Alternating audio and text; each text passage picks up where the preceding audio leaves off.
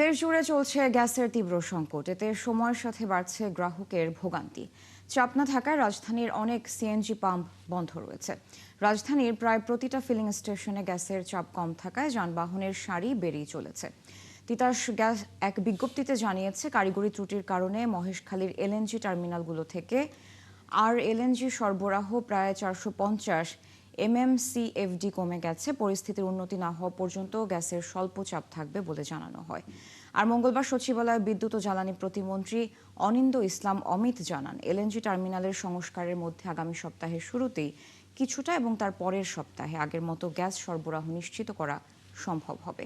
Gas সংকটে সবচেয়ে বেশি ভোগান্তিতে পড়েছেন আবাসিক গ্রাহকরা। রাজধানীর মোহাম্মদপুর, ধানমন্ডি, কলাবাগান, কাঁঠালবাগান, মিরপুর, বাড্ডা, রামপুরা ও বাসাবো সহ বিভিন্ন এলাকায় দিনের বেশিরভাগ সময় গ্যাস থাকছে না।